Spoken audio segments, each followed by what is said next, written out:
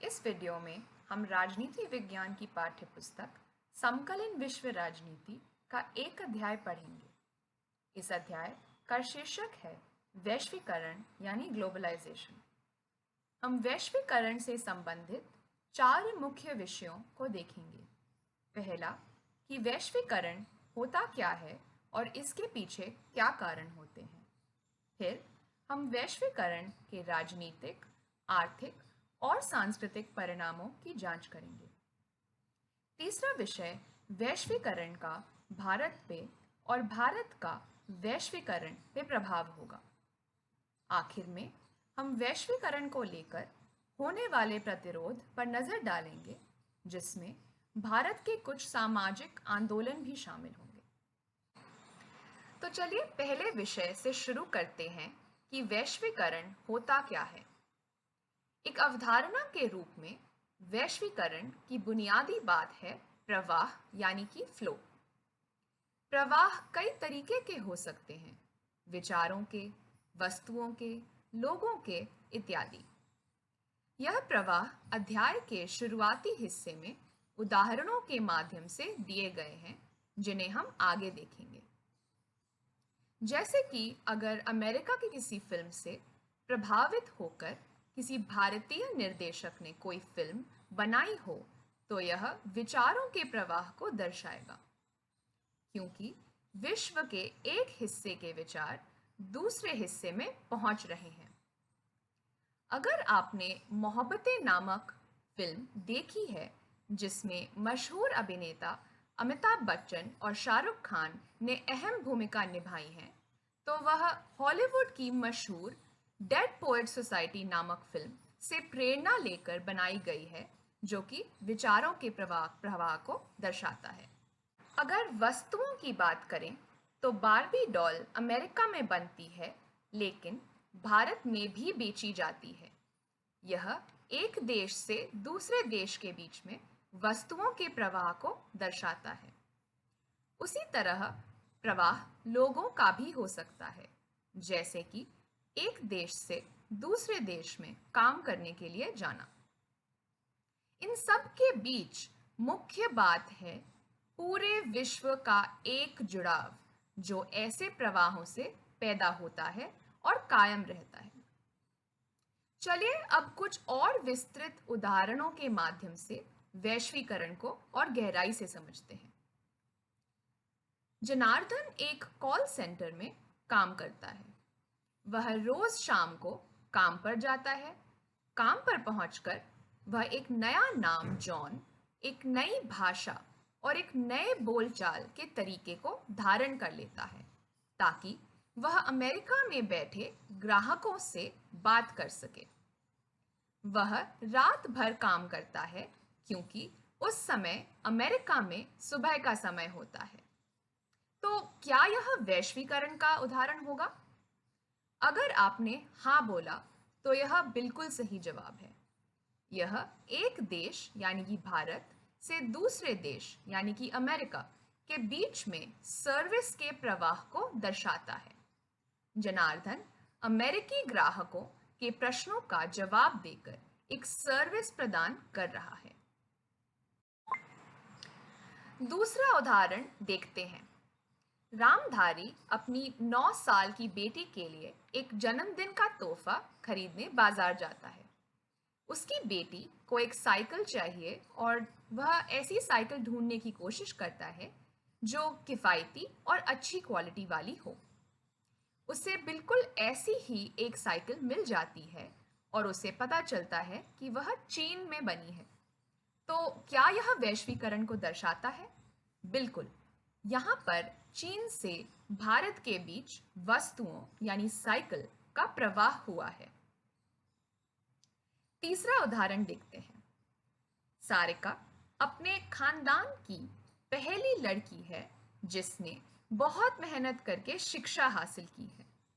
अब वह नौकरी करके अपने लिए करियर बनाना चाहती है।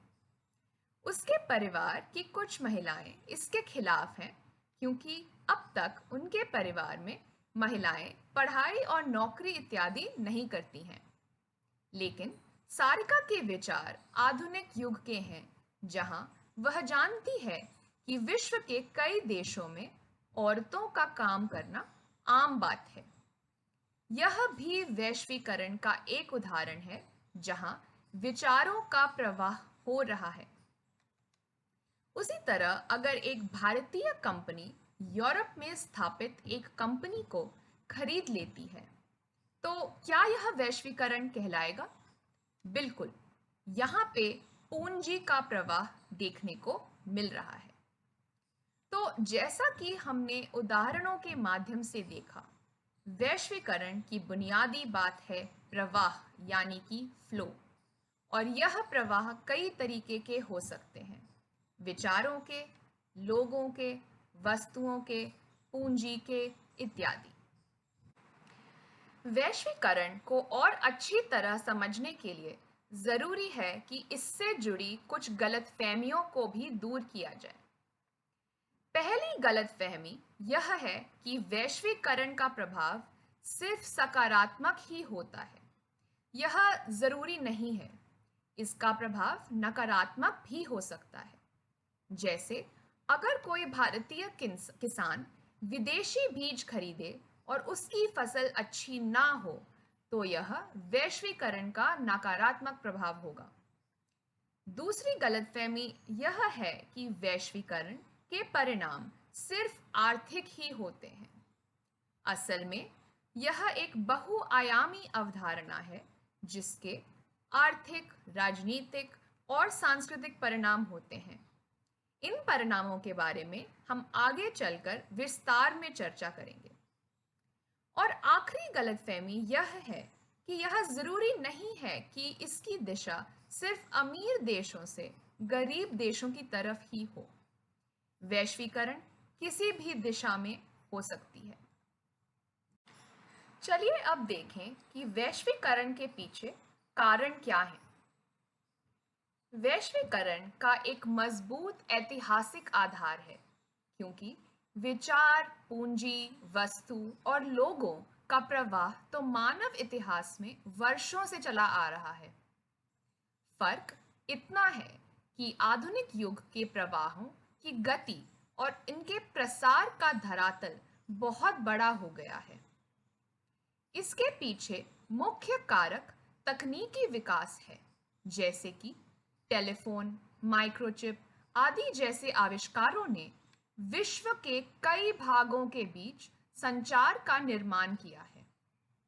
लेकिन सिर्फ तकनीकी विकास ही वैश्वीकरण को पैदा नहीं करता है। एक और वजह यह भी है कि लोग इस बात को लेकर सजग हो गए हैं कि वे जुड़े हुए हैं और विश्व के एक हिस्से में होने वाली घटना दूसरे हिस्सों को भी प्रभावित करती है, जैसे बर्ड फ्लू जैसी महामारियां और सुनामी जैसी दुर्घटनाएं। अब हम वैश्वीकरण के राजनीतिक, आर्थिक और सांस्कृतिक परिणामों की जांच करेंगे। राजनीतिक परिणाम की बात करें तो वैश्वीकरण के कारण सरकार की क्षमता यानी कि सरकार द्वारा उनकी मनचाही चीज करने की ताकत कम हो गई है। अब मार्केट यानी बाजार आर्थिक और सामाजिक प्राथमिकताओं को तय करता है और सरकार कुछ ही मुख्य कामों तक सीमित है, जैसे कानून और व्यवस्था को बनाए रखना और नागरिकों की सुरक्षा का ध्यान रखना। इसके अलावा बहुराष्ट्रीय यानी एमएनसी कंपनियां अब पूरे विश्व में फैल गई हैं, जिसकी वजह से सरकार सिर्फ खुद के दम पे ही निर्णय नहीं ले सकते हैं। दूसरी तरफ राजनीतिक समुदाय के रूप में सरकार की प्रधानता अभी भी कायम है। विश्व की राजनीति में अभी भी देशों के बीच की दुश्मनी आड़े आती है। वहीं कुछ मायनों में तो तकनीकी विकास के कारण सरकार अब नागरिकों के बारे में सूचनाएं इकट्ठा कर सकते हैं और इनके दम पर बेहतर तरीके से समाज को चला सकते हैं। अगर हम आर्थिक परिणामों की बात करें तो वैश्वीकरण के चलते पूरी दुनिया में वस्तुओं के व्यापार में इजाफा हुआ है। विभिन्न देशों ने दूसरे देशों के उत्पाद यानी इंपोर्ट्स पे प्रतिबंध कम कर दिए हैं। उसी तरह से दुनिया भर में पूंजी के प्रवाह पर प्रतिबंध कम हो गए हैं। अब एक देश के लोग दूसरे देश में अपनी पूंजी का निवेश करके बेहतर प्रतिफल प्राप्त कर सकते हैं। विचारों का भी प्रवाह विश्व भर में हुआ है, जिसकी वजह से इंटरनेट जैसे चीजों का इजाद हुआ है। लोगों का भी प्रवाह हुआ है, एक देश से दूसरे देश में बेहतर नौकरियों की खोज में। लेकिन इस बात पर बहुत विवाद है कि इन परिणामों का सकारात्मक प्रभाव पड़ा है या नकारात्मक। कुछ लोगों का मानना है कि वैश्वीकरण से आबादी के एक बहुत छोटे हिस्से का ही फायदा होगा, जबकि शिक्षा, स्वास्थ्य, साफ सफाई की सुविधा आदि के लिए सरकार पर आश्रित रहने वाले लोग बदहाल हो जाएंगे। वहीं कुछ लोगों का मानना है कि प्रतिबंध कम करने पर ज्यादा से ज्यादा आबादी की खुशहाली बढ़ती है। देशों के बीच व्यापार बढ़ने से हर देश अपना बेहतरीन प्रदर्शन कर सकता है। और आखिर में वैश्वीकरण के परिणाम सिर्फ राजनीतिक और आर्थिक ही नहीं बल्कि सांस्कृतिक भी होते हैं। यहाँ पे भी सकारात्मक और नकारात्मक दोनों पहलू हैं। जहाँ एक तरफ माना जाता है कि वैश्वीकरण की वजह से वेस्टर्न संस्कृति जैसे कि ब्लू जीन्स और बर्गर दूसरे राष्ट्रों में भी फैल रही हैं, जिसकी वजह से उन राष्ट्रों की खुद की अद्भुत संस्कृति नष्ट हो रही है। वहीं दूसरी तरफ कई संस्कृतियों के मिलाप से संस्कृतियां और विभिन्न भी बनती जा रही हैं, जैसे कि कुर्ते के साथ जीन्स पहनना विश्व भर में मशहूर हो गया है। अब हम भारत और ग्लोबलाइजेशन के बीच के संबंध को समझेंगे। भारत और अन्य देशों के बीच पूंजी, वस्तु, विचार और लोगों का प्रवाह तो इतिहास में सदियों से चला आ रहा है। लेकिन ब्रिटिश साम्राज्य में भारत एक ऐसा देश था जो कच्चे माल का निर्यातक तथा बने बनाए सामानों का आयातक करता था। आजादी प्राप्त करने के बाद हमने इस अनुभव से सबक लेते हुए यह तय किया कि दूसरों पे निर्भर रहने के बजाय हम खुद के सामान बनाएंगे। हमने यह भी फैसला किया कि दूसरे देशों को निर्यात की अनुमति नहीं होगी, ताकि हमारे उत्पादक चीजों को बनाना सीखें। इस संरक्षणवाद ने आर्थिक वृद्धि की गति धीमी कर दी और कई जरूरी क्षेत्रों में जैसे स्वास्थ्य, शिक्षा इत्यादि में ज्यादा विकास नहीं हुआ। 1991 में इस संरक्षणवाद की बाधाओं को हटाया गया ताकि आर्थिक वृद्धि की गति को बढ़ाया जा सके और भारत का विश्व के साथ व्यापार और निवेश शुरू करा गया। अब आखिर में हम वैश्वीकरण को लेकर प्रतिरोध की बात करेंगे। वामपंथी राजनीतिक सोच रखने वालों का मानना है कि वैश्वीकरण धनिकों को और ज्यादा धनी और गरीबों को और ज्यादा गरीब बना रही है। सरकार के कमजोर होने से उनकी गरीबों की रक्षा करने की क्षमता भी कम हो गई है। वहीं दक्षिणपंथी आलोचक चाहते हैं कि संरक्षणवाद को फिर से कायम किया जाए। वे इसको लेकर भी चिंतित हैं कि वे अपनी संस्कृति और सदियों पुराने मूल्यों से हाथ धो बैठेंगे। वैश्वीकरण से संबंधी सबसे बड़ी आलोचना यह है कि यह साम्राज्यवाद का एक रूप है।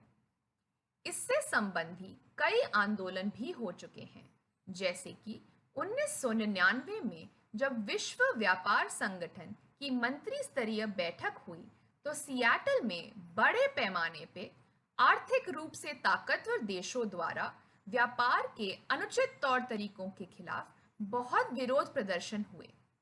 तर्क यह था कि उभरते अर्थव्यवस्था वाले देशों के हितों को महत्व नहीं दिया जा रहा है। वर्ल्ड सोशल फोरम भी एक विश्वव्यापी मंच है जो इस विचार का विरोध करता है। यह कई क्षेत्रों से कार्यकर्ताओं को साथ लाता है, जैसे कि मानव अधिकार कार्यकर्ता, पर्यावरणवादी मजदूर, युवा और महिला कार्यकर्ता जो इस विषय के विरुद्ध हैं। इस फोरम की सबसे हाल की बैठक 2018 में ब्राजील में हुई थी।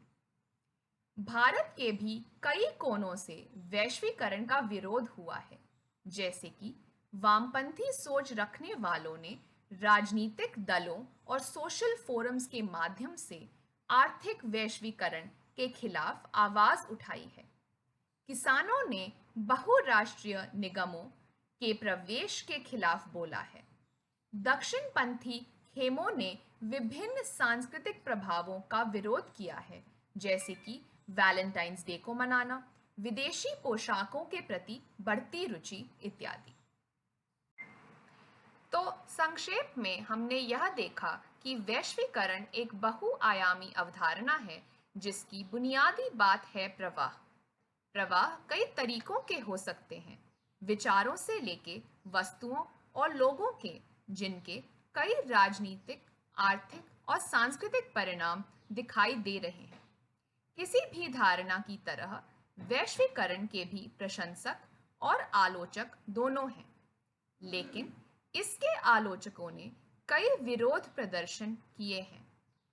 आने वाले दौर में हम देखेंगे कि क्या प्रशंसकों की बात सही साबित होती है कि आलोचकों की।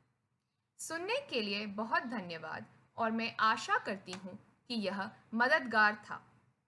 और जानकारी के लिए अपनी पाठ्य पुस्तक के 9वें अध्याय को जरूर पढ़िए।